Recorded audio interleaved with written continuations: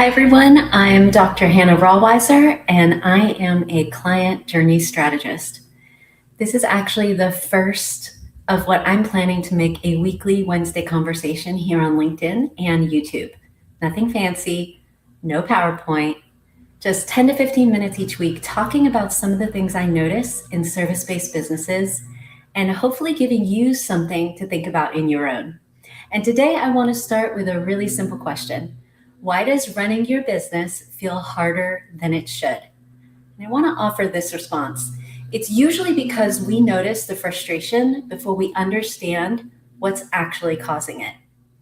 Some of the things we think about, why am I answering this question again? Did I remember to send that? Where did I put that template? Why am I doing this differently for this client? Why does everything still seem to come back to me? Those can feel like 5 different problems, but sometimes they're really clues that something underneath the way you're serving your clients isn't supporting you as well as it could. One of the things I say all the time, people don't necessarily recognize a client journey problem. They recognize the symptoms. And one of the easiest ways to start recognizing those symptoms is to pay attention to friction. Where does your business keep making you stop? Where do you have to remember something? Where do you keep repeating yourself? Where does something keep coming back to you? You really don't have to fix any of it right now. I just want you to notice it because friction leaves clues. And clue number 1, what are you constantly trying to remember? I want you to think about a normal week with your clients or your customers. How often do you find yourself thinking, did I send that? Who do I need to follow up with? What happens after this meeting? Where did I save that? What am I supposed to do next?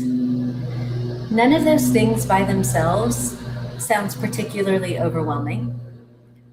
But when your brain is responsible for remembering dozens of little things like that all day long, your memory has basically become part of your business infrastructure. And that's what I call mental clutter. I know this one personally because when I started my own business, everything lived in my head, which is actually kind of ridiculous when you consider my background. I had spent more than 25 years working in education, nonprofit leadership, and operations. I could walk into an organization and recognize when too much knowledge lived with one person. And then I started my own business and did exactly the same thing. Go figure. I knew how I served my clients. I knew what needed to happen next. I knew what I needed to send and when I needed to follow up. The problem was that I was the system. And because I knew how everything worked, I didn't immediately recognize that as a problem. I just kept carrying it until carrying it became exhausting or a limitation. So when I talk about mental clutter, I'm not talking about something I've only observed in other people's businesses. I've lived it. And here's something important. It doesn't mean you're disorganized. In fact, sometimes it's the opposite. You are so good at what you do, and you've done it so many times that you just know what happens next. Until, of course, you're busy or tired or distracted, or you want someone else to help you. That is when all of that invisible knowledge starts becoming harder to carry. Here's clue number 2. What are you constantly repeating? Maybe clients keep asking the same question. Maybe you keep writing basically the same email. Maybe you're explaining the same instructions every time someone starts working with you. And maybe you keep having to clarify something you thought was already clear. Again, don't immediately jump to, I need an automation.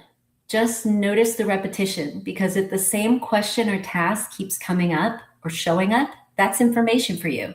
Something in the way the client moves through your business may need to be clearer, easier, or more visible.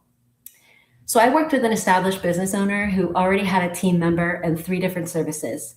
She knew how to serve her clients really well, but she was struggling to delegate to the person who was already there to help her. And then we started looking at the why. The problem wasn't the thing she didn't know how things worked. She knew exactly how they worked. That was the problem. So much of that knowledge existed in her head that there wasn't enough visible structure for someone else to follow. That's what I mean when I say invisible knowledge can eventually become a limitation. But once the client and I started making the client journey and those processes visible, she finally had something she could actually hand off. Clue number 3, what keeps coming back to you? Maybe you have someone helping you, but they still need to ask you what happens next. Maybe there's something technically another person could do, except you're the only one who knows how to do it. Maybe every unusual situation requires you to step in because the decision-making process lives entirely in your head. And that's another form of invisible knowledge. You know it, you do it, but nobody else can see it. And if nobody else can see it, it's very hard for your business to operate without you constantly filling in the gaps. So here's what I want you to take away from today's conversation. If your business feels harder than it should, don't immediately assume you need a new CRM, client relationship management tool, another automation, another app, or some giant business overhaul.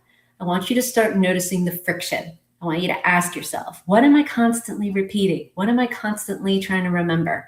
What keeps coming back to me? You don't need to solve all 3 today. In fact, please don't. Pick one thing that keeps showing up. Get curious about it because you can't improve what you can't see. And if you're sitting there thinking, okay, Hannah, I have a lot of things living in my head. Well, guess what? I have a free resource that can help you start getting some of that out. It's called the Systems That Scale Plan.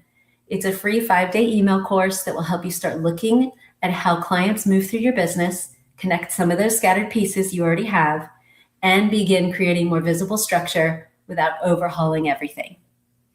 And that's it for today. I'll be back here next Wednesday for another short conversation. And until then, pay attention to the friction. It's probably trying to tell you something. And you can visit helpinghannahpro.com to get my Systems That Scale free email education course. Helping Hannah, Hannah, helpinghannahpro.com. I'll see you next time.